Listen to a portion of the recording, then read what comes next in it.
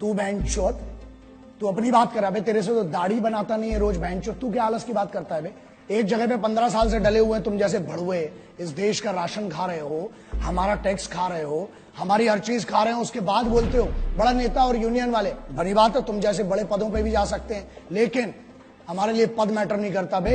इज्जत कमाना अलग बात है, ताकत कमाना अलग बात है। तुम जैसे भड़ुओं की कभी इस देश में इज्जत नहीं होगी। क्यों? क्योंकि इस देश में अगर मंदिर हो, चाहे मस्जिद हो, चाहे गुरुद्वारा हो, चाहे चर्च हो, उसको सुरक्षा कौन देता है? वो है सिपाही। बाहर से जो पाकिस्तान की तरफ से आ रहे हैं वो दुश्मन है, उनसे लड़ना बहुत सरल है। तुम लोग साले जो अंदर गदर मचा के रखी है ना, उसके लिए एकाध में एक दिन बहुत गलत होगा। मैं बहुत कोशिश कर रहा हूं, प्रयास कर रहा हूं कि बचा रहूं, गुस्से में ना आऊं, लेकिन अब लगता है कि अब कुछ ना कुछ, और जिस दिन होगा उस दिन पब्लिकली और बहुत गंदा होगा तुम्हारे साथ। क्यों फौज में जाता है? अबे वो बच्चा जिसको एक गरीब घर से आके पुलिस में या फौज में जाना पड़ता है ना, 3 बजे रात को उठता है वो बच्चा। जब बेंचो तुम लोग पार्टी कर रहे होते हो ना वहां पर अपने कॉलेजेस में, यूनिवर्सिटीज में और अपने बड़े बड़े भवनों के अंदर, बड़ी बड़ी मेस में, जब तुम पार्टी करते हो बेंचो दो, अबे तुमको पता भी है सिपाही होता क्या है? क्योंकि सुनो, प्रॉब्लम यह है हमारे देश में, ना एक नेता का लौंडा आज तक सिपाही बना, ना आज तक ये भोसड़ी के जो यूनियन में बैठे हैं, कोई अमीर का लौंडा आज तक सिपाही नहीं बना। कहां गए वो मादरचोद बड़े बड़े अमीर?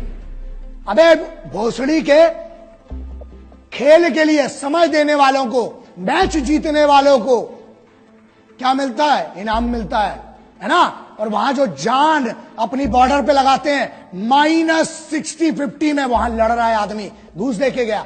चल माना बहनचोद तेरी बात, चल घूस दे के गया बहनचोद, तू दे देना मादरचोद, है गाड़ में दम तेरी, तू जा घूस दे के बहनचोद उधर पे, एक दिन की नौकरी कर मादरचोद। अबे आर्मी की और कमांडोज की छोड़, स्पेशल फोर्सेज की बहनचोद, एक दिन मैं देता हूं चैलेंज, अबे तेरी पूरी जिंदगी की पेमेंट दूंगा इन बड़वे मादरचोद गद्दारों की।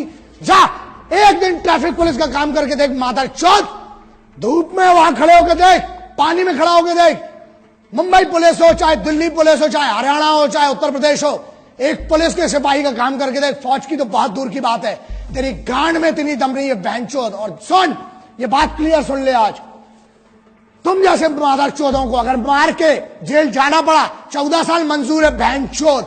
जिस दिन मेरे सामने पड़े ना मादरचोद, मारूंगा, लेकिन एक बात पक्की है, पब्लिकली मारूंगा, अकेले कभी नहीं मारूंगा, क्योंकि तुम जैसे आगे और पैदा ना हो बहनचोद। अबे मुझे तो शर्म आती है, माफ करना, जिसने तेरे को पैदा किया ना, मां मुझे माफ कर दे, तेरे को भी नहीं पता था कि ऐसी मादरचोद औलाद पैदा करोगी मां आप।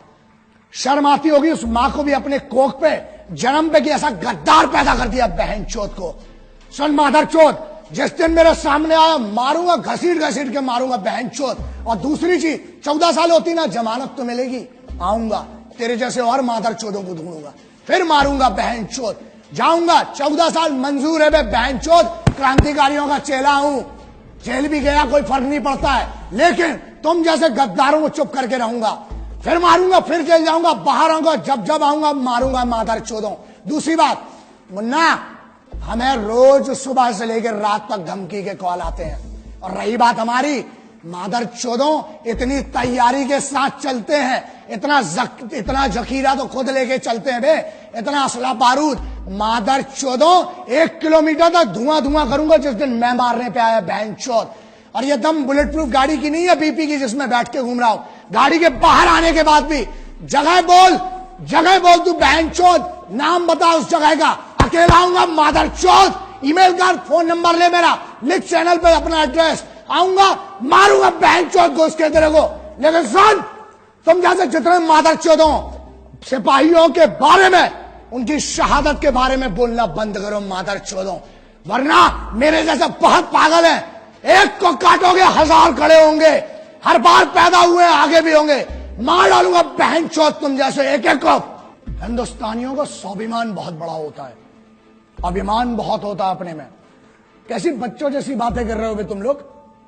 हाँ, समझ में नहीं आया ना, बताता हूं। अबे हमारे इधर तो बेवड़े भी होते हैं ना, वो भी गुस्से में एक दूसरे को गुटका नहीं देते हैं, समझ में आ गया? अबे तुम तो कश्मीर मांग बैठे पागलों।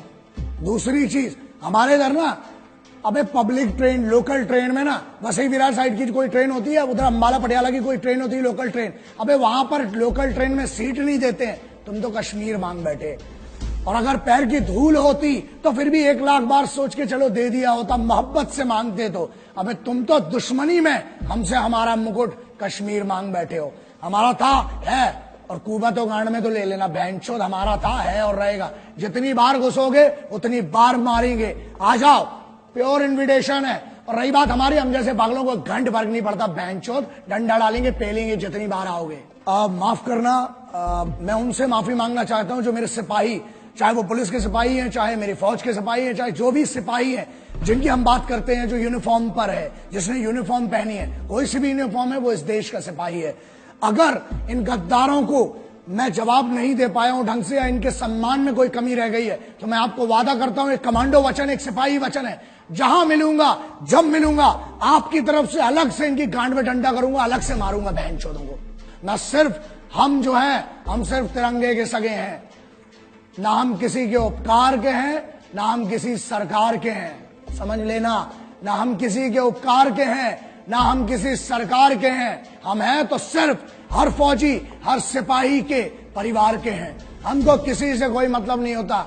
ना हम किसी के उपकार के सगे हैं, ना हम किसी सरकार के सगे हैं। हम हैं तो हैं सिर्फ और सिर्फ एक फौजी और एक सिपाही के परिवार के सगे हैं। बस इतना मेरी तरफ से आज जितना हो सका इस भाई से करूंगा, आज भी कर रहा हूं, आखिरी तक इस मिट्टी के लिए लड़ूंगा।